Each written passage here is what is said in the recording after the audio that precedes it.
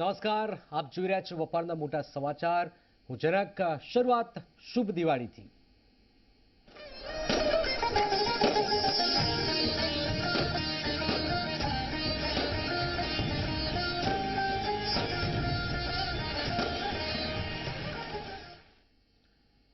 દિવાળીની ઉજવણી વચ્ચે જનતા માટે એક મોટા સમાચાર છે. આ વર્ષની દિવાળી વધુ મોંઘી બની છે કારણ કે દિવાળી પર સિંગ તેલ, કપાસ યા પામ તેલના ભાવમાં ઉછાળો થયો છે. 40 રૂપિયા સુધી ભાવ વધ્યા છે અને સિંગ તેલના ડબ્બાનો ભાવ 2300 થઈ ગયો છે. કપાસિયા તેલના ડબ્બાનો ભાવ 1740, પામ તેલના ભાવમાં 100 રૂપિયાનો વધારો થયો છે.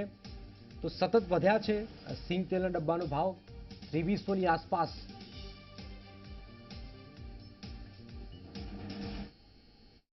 સિંગ તેલમાં છેલ્લા થોડા દિવસોમાં 40 થી 50 રૂપિયાનો ભાવ વધારો આવેલો છે અને કપાસિયા તેલ, સનફ્લાવર, સોયાબીન અને પામોલીન જે સાઇડ તેલ કહેવાય છે એની અંદર ભાવ વધારો છેલ્લા 20 દિવસમાં 100 રૂપિયાનો આવેલો છે. ભાવ વધારા સિંગ તેલની અંદર ભાવ વધારો થવાનું કારણ આપણે ત્યાં ઉત્પાદન ઓછું છે. આ ઉપરાંત એક્સપોર્ટ સિંગ તેલની અને મગફળીની ઘણી બધી થઈ રહી છે, એ કારણ છે. અને સાઇડ તેલની અંદર કહી શકીએ તો સાઇડ તેલ પોર્ટ ઉપર ઘણું બધું અત્યારે ઓછું છે. સનફ્લાવર છે કે પામોલીન તેલ છે, અમુક આપણા રાજ્યોમાં તો પોર્ટ ઉપર માલ જ સાવ ખલાસ છે એવી પરિસ્થિતિ ઉદ્ભવી છે.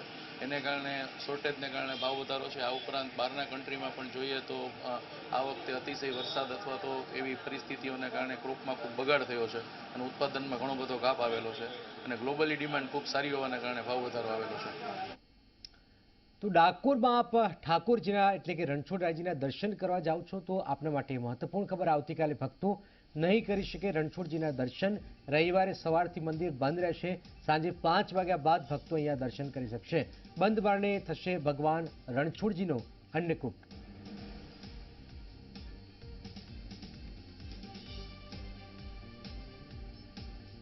દિવાળીની વૈષ્ણવ સરસ રીતે રણછોડજીના દર્શન કરી શકે તે રીતની અગાઉ જે પ્રોગ્રામ આપ્યો છે એ રીતના દર્શનનો લાભ લઈ શકશે.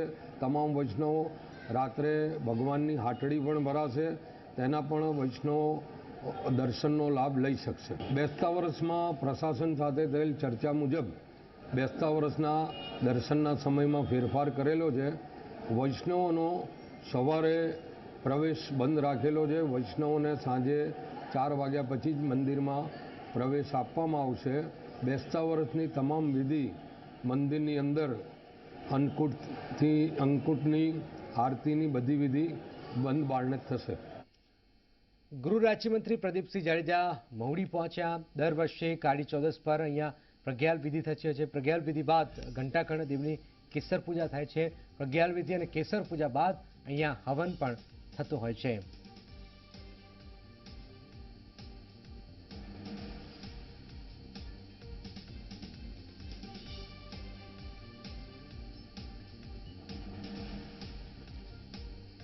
શ્રી ઘંટાકર્ણ મહાવીર દેવ એ જૈન શાસન રક્ષક વીરોના 52 વીરો પૈકીના 30મા વીર છે. તેમને શ્રીમદ બુદ્ધિસાગર સુરેશ્વરજી ગુરુ મહારાજે પોતાના જ્ઞાન ચક્ષુમાં પ્રગટ કરી એમની સાધના કરી અહીંયા સ્થાપિત કર્યા. ઘંટાકર્ણ મહાવીર દેવ કલિકાલમાં જાગતા દેવ છે. અત્યારે એમ કહી શકાય કે આ કાળમાં ધર્મી રાગી સમકીર્તિ વીર કરંતો સહાય, સમ્યક દ્રષ્ટિ ધર્મીને સંકટ આવ્યા જાય. જો વ્યક્તિ સાચી હોય અને કોઈ સંકટમાં ફસાય તો આ દેવ સહાય કરે. આ દેવ સહાયક દેવ છે, શાસન રક્ષક વીર દેવ છે. વર્ષમાં એક જ વાર એમની પૂજા થાય છે, એક જ વાર પક્ષાળ થાય છે. એમનું મહત્વ એટલું છે કે આ દેવની એક જ વાર પૂજા થાય અને એક જ વાર હવન થાય કાળી ચૌદસનો. હવનમાં 108 આહુતિ અપાય. એક આહુતિ એક ડંકો વાગે. એક ડંકો વખતે એક ગાંઠ મારવામાં આવે. નળાસળીના દોરામાં માથાથી લઈને પગની પેઢી સુધીનો દોરો હોય. એક ડંકા એક ગાંઠ મારી જેની 108 ગાંઠ પૂરી થાય એ દોરો એવો પવિત્ર ગણાય કે તમે આર્થિક ગણો, સ્વાસ્થ્ય ગણો, કોઈ પણ મુશ્કેલીમાં આવો તો તમે એનો ઉપયોગ કરી શકો અને તમારી સંકટ દૂર થાય. બનાસકાંઠામાં અંબાજી મંદિરમાં કોરોનાના કારણે લોકોની પાખી હાજરી છે. અંબાજી મંદિર લોકોનું આસ્થાનું કેન્દ્ર હોવા છતાં યાત્રિકોની અહીંયા નોંધપાત્ર ઘટાડો છે. અંબાબા મંદિરમાં આવતીકાલે મા અંબાજીને અન્નકૂટ ધરાવાશે. 8 મહિના બાદ ફરી અન્નકૂટના અહીંયા દર્શન થશે. માતાજીની આરતીમાં પણ શ્રદ્ધાળુઓને અહીંયા પ્રવેશ મળશે.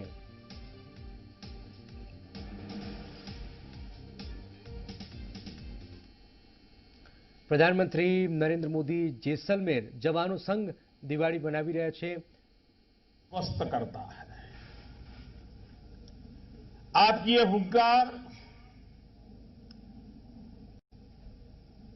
दुश्मन के पैरों में कंपी पैदा कर देती है, माथे से पसीने छुड़ा देती है।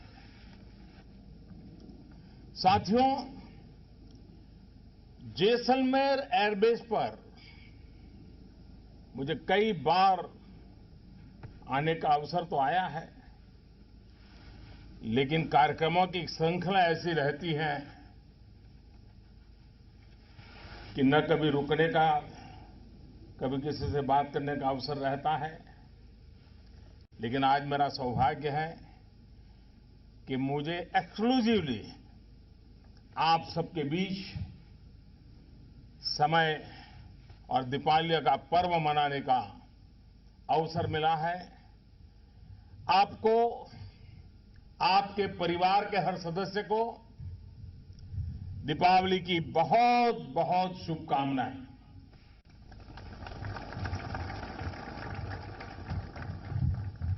साथियों, दीपावली के दिन दरवाजे या गेट के सामने शुभ, लाभ या तो रिद्धि सिद्धि ऐसी रंगोली की परंपरा रही है। इसके पीछे सोच यही होती है कि दीपावली पर हमारे यहां समृद्धि आए। अब जिस तरह घरों में दरवाजे होते हैं, वैसे ही तो राष्ट्र की हमारी सीमाएं हमारे राष्ट्र का एक प्रकार से द्वार होता है। तो ऐसे में राष्ट्र की समृद्धि आपसे है, राष्ट्र का शुभ लाभ आपसे है, राष्ट्र की रिद्धि सिद्धि आपसे है और आपके पराक्रम से है। इसलिए ही आज देश के हर घर में आप सभी का गौरवगान करते हुए आपके लिए दिया जलाकर लोग अपनी भावनाएं प्रकट कर रहे हैं। दीपावली के ये दिए आपके पराक्रम की रोशनी में जगमग हो रहे हैं। दीपावली के ये दिए आपके सम्मान में हिंदुस्तान के हर कोने में, हर परिवार में प्रज्वलित हो रहे हैं। मैं इन भावनाओं के साथ ही आज आपके बीच हूं। आपको, आपकी देशभक्ति को, आपकी डिसिप्लिन को, देश के लिए जीने मरने के आपके जज्बों को मैं आज नमन करने आया हूं। साथियों, आज अगर भारत के वैश्विक प्रभाव को देखें तो वो आर्थिक, सांस्कृतिक और सैन्य हर स्तर पर मजबूत हो रहा है। आज विश्व भर में भारतीय मूल के लोगों का दबदबा बढ़ रहा है। भारत की युवा टैलेंट का भी विश्व में सम्मान दिनों दिन बढ़ता ही चला जा रहा है। और अगर देश की बात करें तो यहां सीमा के क्षेत्र में तो इन तीनों के दर्शन होते हैं। बीते कुछ वर्षों में जिस स्पीड और स्केल पर आपको सशक्त करने के फैसले लिए गए, वो हमारी आर्थिक शक्ति को दिखाता है। आप सभी अलग अलग राज्यों की परंपराएं, वहां की विविधता को समेटे हुए दुनिया की सबसे बड़ी सैन्य शक्ति में से एक का निर्माण करते हैं। हमारी सेना की ताकत ऐसी है कि जब भी कोई टेढ़ी नजर हमारी तरफ उठाता है तो उसको उसी भाषा में जवाब देने का जज्बा आप सब में होता है। ये वो बातें हैं, वो भारत की सेना को दुनिया की नजरों में और ज्यादा विश्वसनीय बनाती है। आज भारत की सेनाएं दुनिया के बड़े बड़े देशों के साथ साझा अभ्यास कर रही है। आतंक के खिलाफ हम रणनीतिक साझेदारियां कर रहे हैं। भारत की सेनाओं ने दिखाया है कि वो आतंक के ठिकानों पर कभी भी कहीं भी स्ट्राइक कर सकते हैं। ये भी भारतीय सैन्य बल ही है जो दुनिया के हर कोने में पीस कीपिंग मिशंस की अगुवाई करता है। भारतीय सेना जहां दुश्मनों को दहलाने से में सक्षम है, तो वही आपदाओं में दीपक की तरह खुद को प्रज्वलित कर दूसरों के जीवन को भी रोशन कर देती है। साथियों, कोरोना से प्रभावित अपने नागरिकों को विदेशों से सुरक्षित वापस लाने में एयरफोर्स और हमारी नौसेना की भूमिका बहुत प्रशंसनीय रही है। कोरोना संक्रमण के दौरान जब वुहान जाने की चुनौती थी और उसकी भयानकता की अभी तो शुरुआत थी, और वुहान में वहां हमारे फंसे भारतीयों को निकालना था, तो एयरफोर्स के लोग सबसे पहले आगे आए।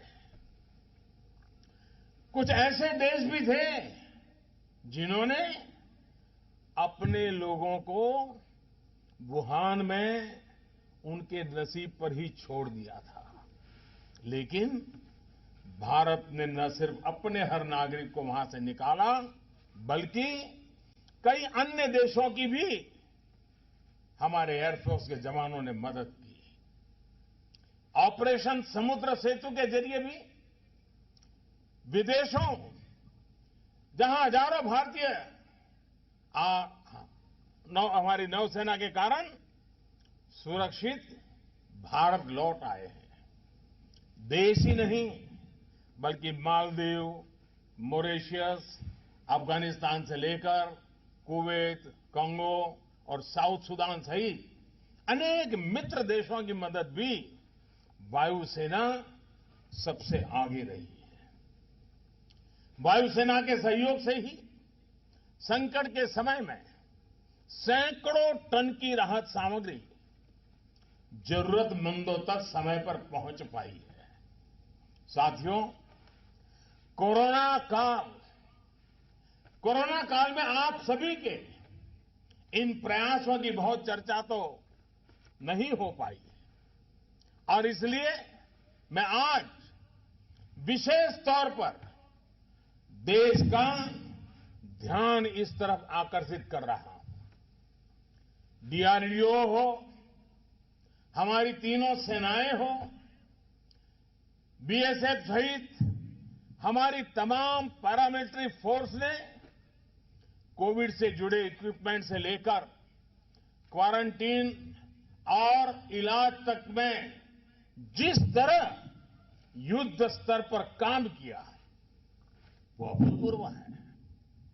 जब शुरुआत में सैनिटाइजर और फेस मास्क से लेकर पीपीई तक की चुनौती थी, तब देश की इन जरूरतों को पूरा करने का बीड़ा आप सबने उठाया। प्रोटेक्शन किट हो, डायग्नोसिस हो, वेंटिलेटर्स हो, मेडिकल ऑक्सीजन से जुड़ी सुविधाएं हो, अस्पताल हो, हर स्तर पर आप सभी ने अपना अहम योगदान दिया है। इतना ही नहीं, जब देश के अनेक हिस्सों में भीषण चक्रवात आए, तब भी आपने मुश्किल में फंसे नागरिकों की मदद की, उनको सहारा दिया है। आपके त्याग और तपस्या से जगमगाते आपके जीवन उसी से प्रेरणा लेते हुए आज हर भारतीय दीपावली के इस दिए इसको रोशन करे अब, और दीपावली के दिए रोशन करके आपका गौरव गान कर रहा है। साथियों, आप सभी ने मिलकर के ये भी निश्चित किया कि कोरोना संक्रमण हमारी ऑपरेशनल यूनिट्स को किसी भी हालत में प्रभावित ना कर सके। आर्मी हो, नेवी हो, एयरफोर्स हो, किसी ने भी अपनी तैयारियों को कोरोना के कारण न रुकने दिया, न थमने दिया। कोरोना काल में ही यहां जैसलमेर में भी और हमारे समंदर में भी सैन्य अभ्यास निरंतर जारी रहे हैं। ऐसे समय में जब दुनिया के अनेक देश लगभग रुक गए हों, उस समय इस तेजी से आगे बढ़ना इतना आसान नहीं है, लेकिन आपने ये भी करके दिखाया है। कोरोना काल में ही आधुनिक अस्त्र शस्त्र और साजो सामान की डिलीवरी और इंडक्शन दोनों तेजी से हुए। यही वो समय रहा जब 8 आधुनिक रफाल विमान देश के सुरक्षा कवच का हिस्सा बने। इसी कोरोना काल में तेजस की स्क्वाड्रन ऑपरेशनलाइज हुई। अपाचे और चिनूक हेलीकॉप्टर की पूरी ताकत भी इसी दौरान हमें मिली। भारत में ही तैयार 2 आधुनिक पनडुब्बियां भी कोरोना काल में ही नौसेना को प्राप्त हुई। साथियों, कोरोना काल में वैक्सीन बनाने का प्रयास कर रहे वैज्ञानिकों के साथ ही मिसाइलें बनाने वाले हमारे वैज्ञानिकों ने देश का ध्यान खींचा है। इस दौरान निरंतर खबरें आती रही कि आज इस मिसाइल का परीक्षण किया गया, आज उस मिसाइल की आधुनिक टेक्नोलॉजी डेवलप की गई। आप कल्पना कर सकते हैं कि बीते कुछ महीनों में ही देश की सामरिक ताकत कितनी ज्यादा बढ़ गई है। बीते 2 महीने में ही देश में अनेकों मिसाइलों के सफलतापूर्वक टेस्ट हुए हैं। 1 सेकंड में 2 किलोमीटर की दूरी तय करने वाले हाइपरसोनिक डेमोन्स्ट्रेटर व्हीकल के सफल परीक्षण ने भारत को दुनिया के 3-4 प्रमुख देशों के लिस्ट में भारत को आगे ला करके खड़ा कर दिया है, भारत को शामिल कर दिया है। जल हो, थल हो, नभ हो, हर जगह से मार करने वाली लंबी और छोटी दूरी की अनेक मिसाइलों ने बीते दिनों भारत के आसमान में सुरक्षा की अभेद्य दीवार खड़ी कर दी है। इसी कोरोना काल में हमारे वैज्ञानिकों ने भारत को फायर पावर के मामले में दुनिया की श्रेष्ठ ताकतों में शामिल कर दिया है। साथियों, आधुनिक युद्ध साजो सामान के साथ साथ देश की सरहदों पर आधुनिक कनेक्टिविटी वाले मेगा इंफ्रास्ट्रक्चर प्रोजेक्ट भी इसी दौरान पूरे किए गए हैं। आज अटल टनल लद्दाख की कनेक्टिविटी का बहुत बड़ा माध्यम बना चुकी है। हमारी उत्तरी और पश्चिमी सीमाओं पर दर्जनों पुल और लंबी लंबी सड़कें भी इस दौरान ही पूरी तरह तैयार की गई है। जब पूरी दुनिया में हड़कंप मचा हो, हर कोई अपने जीवन को लेकर परेशान हो, उस परिस्थिति में देश की सुरक्षा में निरंतर डटे रहे, रह करके काम करके आप लोगों ने देश का दिल फिर जीत लिया है। साथियों, आप सभी की यही प्रतिबद्धता देश को रक्षा सुरक्षा के मामले में मजबूत कर रही है। आज देश में एक तरफ जहां आधुनिक टेक्नोलॉजी, आधुनिक साजो सामान पर फोकस किया जा रहा है, वहीं डिफेंस रिफॉर्म्स पर भी उतनी ही गंभीरता से काम हो रहा है। रक्षा क्षेत्र में आत्मनिर्भरता के पीछे लक्ष्य यही है कि आधुनिक हथियारों और टेक्नोलॉजी के लिए विदेशों पर निर्भरता कम हो। इसी को देखते हुए हमारी तीनों सेनाओं ने मिलकर एक प्रशंसनीय फैसला लिया है। उन्होंने यह तय किया है कि अब सुरक्षा से जुड़े 100 से ज्यादा साजो सामान को अब विदेश से नहीं, हमारे देश में से ही उत्पादन किया जाएगा या उत्पादित हो रही चीजों को और अच्छा बनाया जाएगा और यहीं से लिया जाएगा। कोशिश ये भी है कि अभी तक जो पुर्जे आयात हो रहे थे वो भी देश में ही बने। हमारी सेनाओं की ये इच्छा शक्ति देश के अन्य लोगों को भी लोकल के लिए वोकल होने की प्रेरणा दे रही है। साथियों, भारत में हथियार बनाने वाली ज्यादा से ज्यादा कंपनियां आए, इसके लिए रक्षा क्षेत्र में एफडीआई की लिमिट को भी बढ़ाकर 74% किया गया है। भारत में जो कंपनियां आना चाहती हैं, उनके लिए यहां बेहतर सुविधाएं मिले, इसके लिए उत्तर प्रदेश और तमिलनाडु में 2 बड़े डिफेंस कॉरिडोर पर भी तेजी से काम चल रहा है। साथियों, सेना के आधुनिकीकरण में और सैन्य के साजो सामान की आत्मनिर्भरता में सबसे बड़ा रोड़ा पुराने समय की प्रक्रियाएं रही है। इन प्रक्रियाओं के सरलीकरण के लिए भी लगातार काम किया जा रहा है। हाल ही में कुछ और बड़े सुधार किए गए हैं। अब जैसे पहले ट्रायल और टेस्टिंग की प्रक्रिया बहुत जटिल थी, ये समय भी बहुत लगाती थी, इससे रक्षा क्षेत्र में उपकरणों की इंडक्शन में बहुत देरी लगती थी। अब इसको एकदम सरल किया गया है। हमारी तीनों सेनाओं के बीच समन्वय और बढ़े, तेजी से फैसले हो, इसके लिए चीफ ऑफ डिफेंस स्टाफ की व्यवस्था हम सबके सामने अब है। इतने कम समय में ही देश ने इस नई व्यवस्था का महत्व अनुभव कर लिया है। इतने कम समय में इस नई व्यवस्था का मजबूत होना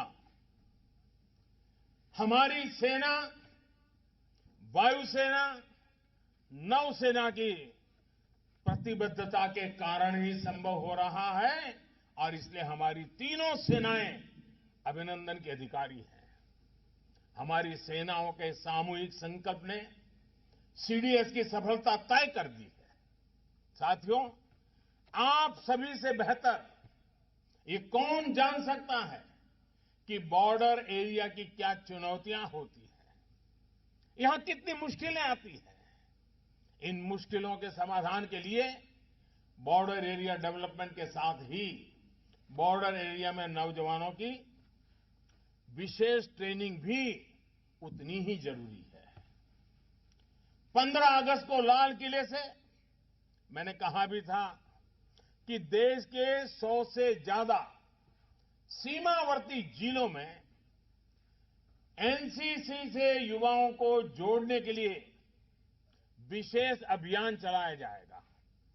सीमावर्ती और समुद्र से लगे इन क्षेत्रों में लगभग 1 लाख युवाओं को तैयार किया जा रहा है। इसमें खास बात यह है कि इन युवाओं को थल सेना, नौसेना और वायुसेना ट्रेन करेगी। यानी जहां सेना का बेस है वहां सेना ट्रेनिंग देगी, जहां वायुसेना का बेस है वहां वायुसेना, और जहां नेवी का बेस है वहां नेवी ट्रेन करेगी। साथियों, इसमें भी बड़ी संख्या में गर्ल्स कैडेट को ट्रेन करने का लक्ष्य रखा गया है। ये उन प्रयासों का हिस्सा है जिसमें देश की आत्मनिर्भरता और आत्मविश्वास को बढ़ाने के लिए बेटियों की भूमिका को विस्तार दिया जा रहा है। आज जिस प्रकार दूसरे क्षेत्रों में महिलाओं को आगे बढ़ने के लिए प्रोत्साहित किया जा रहा है, उसी तरह हमारे सुरक्षा तंत्र में भी विमेन पावर की भूमिका को और व्यापक किया जा रहा है। आज वायुसेना और नौसेना में महिलाओं को कॉम्बैट रोल दिए जा रहे हैं। मिलिट्री पुलिस में भी बेटियों की भर्ती की जा रही है। बीएसएफ तो उन अग्रणी संस्थाओं में है जहां बॉर्डर सिक्योरिटी में महिलाओं की भूमिका का लगातार विस्तार हुआ है। ऐसे ही अनेक प्रयास हमारे आत्मविश्वास को बढ़ाते हैं, देश के विश्वास को बढ़ाते हैं। साथियों, दीपावली पर आप सभी ने एक और बात नोट की होगी। जब हम दिया जलाते हैं तो अक्सर एक दिए से बाकी दियों को भी रोशन करते हैं। एक ही दीप से जले दूसरा, जले दीप हजार। आप भी एक दिए की तरह पूरे देश को रोशन करते हैं, उसे ऊर्जावान बनाते हैं। सीमा पर आप जैसे एक एक सैनिक के शौर्य से देशवासियों में राष्ट्रभक्ति का जज्बा बुलंद होता है। आपसे प्रेरणा लेकर हर देशवासी अपने अपने तरीके से राष्ट्रहित के लिए आगे आ रहा है। कोई स्वच्छता के संकल्प से जुड़ रहा है, कोई भ्रष्टाचार के विरुद्ध मुहिम को आगे बढ़ा रहा है, कोई हर घर जल के मिशन में जुटा है, कोई टीबी मुक्त भारत के लिए काम कर रहा है, कोई कुपोषण के खिलाफ अभियान को शक्ति दे रहा है, कोई दूसरों को डिजिटल लेन देन सिखाकर अपना दायित्व निभा रहा है। और साथियों, अब तो आत्मनिर्भर भारत अभियान को देश के जन जन ने अपना अभियान बना लिया है। वोकल फॉर लोकल आज हर भारतीय का मिशन बन चुका है। आज इंडिया फर्स्ट, इंडियन फर्स्ट का आत्मविश्वास चारों तरफ फैल रहा है। ये सब कुछ संभव हो पा रहा है तो उसके पीछे आपकी ताकत है, आप पर भरोसा है। जब देश का विश्वास बढ़ता है तो दुनिया उतनी ही तेजी से आगे भी देश को बढ़ाती देखती है। आइए विश्वास के, आत्मविश्वास के इस संकल्प को सिद्ध करने के लिए हम सब मिलकर के आगे बढ़े। दीपावली के इस पावन पर्व पर नए संकल्पों के साथ, नए जज्बे के साथ हम कंधे से कंधा मिलाकर, कदम से कदम मिलाकर के वन लाइफ वन मिशन के मूड में लक्ष्य को प्राप्त करने के लिए परिश्रम की पराकाष्ठा करते हुए आइए 130 करोड़ का देश हम सब मिलकर के चल पड़े और मां भारती को जिस रूप में सामर्थ्यवान, समृद्ध बनाना चाहते हैं, हम उस सपने को पूरा करें। इसी एक भावना के साथ आप मेरे साथ जुड़ करके बोलिए, भारत माता की भारत माता की, भारत माता की, भारत माता की, भारत माता की।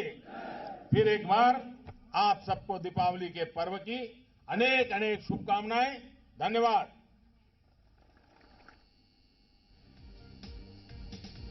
તો પ્રધાનમંત્રી નરેન્દ્ર મોદી કે જેમણે લોંગેવાલામાં સૈનિકો સાથે દિવાળી મનાવી, તમામને મોઢું મીઠું કરાવી અને ત્યારબાદ તેમણે ત્યાંના સૈનિકો અને સમગ્ર દેશને સંબોધતા વિકાસની ગતિ અને આ સાથે સરહદ ઉપર જે સતત પ્રયત્નશીલ થઈ રહી છે કેન્દ્ર સરકાર, તેને લઈને વાત કરી. તો આ બંને તસવીરો જવાનો સાથે પ્રધાનમંત્રી દિવાળી મનાવતા આવ્યા છે અને આ દિવાળી પર તેમણે મનાવી. 2019માં તેમણે જવાનો સાથે દિવાળી મનાવી હતી, તો 2020માં પણ જેસલમેરમાં પ્રધાનમંત્રીએ દિવાળી મનાવી. 2016, 17, 18 દર વખતે અલગ અલગ ક્ષેત્રમાં જઈને જવાનો સાથે તેઓ દિવાળી મનાવતા હોય છે. ક્યારેક લેહ લદ્દાખ હોય, ક્યારેક જમ્મુ કાશ્મીર હોય. 16, 17, 18 જેમાં જવાનો સાથેની પ્રધાનમંત્રીની આ દિવાળી ને 2020માં પણ તેમણે ભારતના જવાનો સાથે દિવાળી મનાવી.